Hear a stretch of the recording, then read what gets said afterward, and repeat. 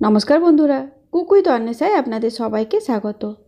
গরমকালে প্রায় দিনই দুধ বাড়িতে কেটে যায়, আর সেই কেটে যাওয়া দুধটা কখনোই ফেলবেন না। তা দিয়ে তৈরি করে নিতে পারেন সম্পূর্ণ নিরামিষ দুর্দান্ত একটা রেসিপি। আজ আমি তৈরি করব ছানা দিয়ে নিরামিষ ডিম। কেটে যাওয়া দুধে অল্প একটু ক্যালসিয়াম ল্যাকটেট বা লেবুর রস বা ভিনিগার যাই মেশান না কেন, সেই দুধটাকে পুরোপুরি কেটে নেবেন। তারপর সেই দুধটা দিয়ে ছানা তৈরি করে নেবেন। ছানাটা তৈরি করার পর এইভাবে হাত দিয়ে খুব ভালো করে চটকে নিতে হবে। অবশ্যই জলটাকে ঝরিয়ে নিতে হবে।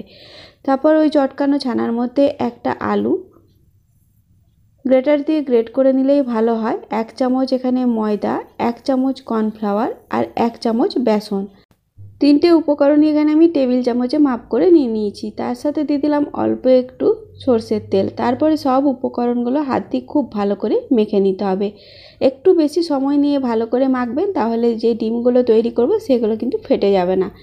খুব মোলায়েম করে ডোটা এখানে মেখে নিয়ে এখান থেকে আপনারা 4টে ডিম তৈরি করতে পারেন। তবে ডিমে যেহেতু কুসুম থাকে সেই জন্য আমি কিছুটা ডো থেকে নিয়ে নিলাম। তার মধ্যে হলুদ, একটু নুন, একটু তেল দিয়ে ভালো করে মেখে নিলাম।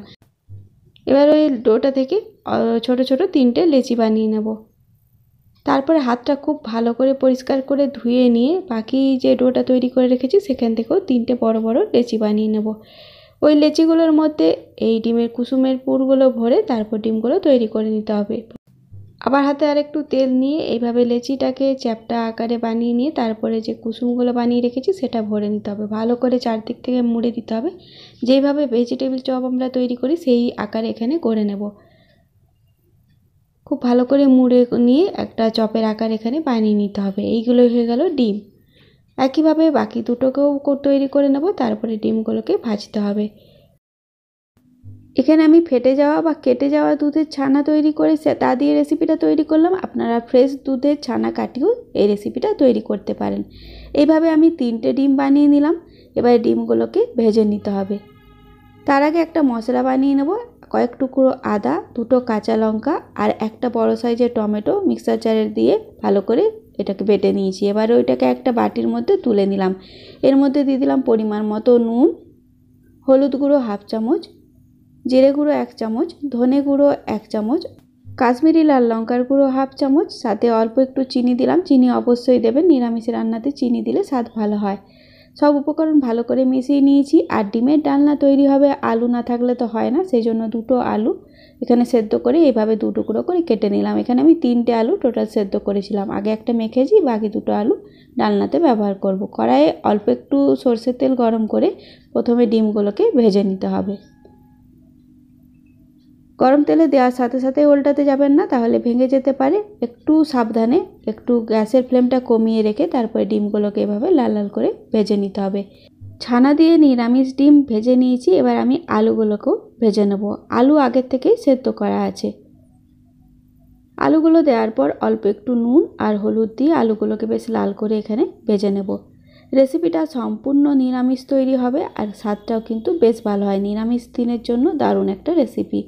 কিছু গোটা গরম মশলা, লং, এলাচ, দারচিনি, তেজপাতা, শুকনো লঙ্কা দিলাম। সাথে গোটা জিরেও অল্প দিয়েছিলাম। তারপরে বেটে রাখা মশলাটা আর গুঁড়ো মশলা সব একসাথে মিশিয়ে যে পেস্টটা বানিয়ে রেখেছিলাম সেটা দিয়ে 2 থেকে 3 মিনিট নাড়াচাড়া করে নিলাম। গ্যাসের ফ্লেমটা লোতে রেখে এবার টক দই দিলাম এখানে 2 টেবিল চামচ মতো, সেটাকেও ভালো করে কষিয়ে নিলাম।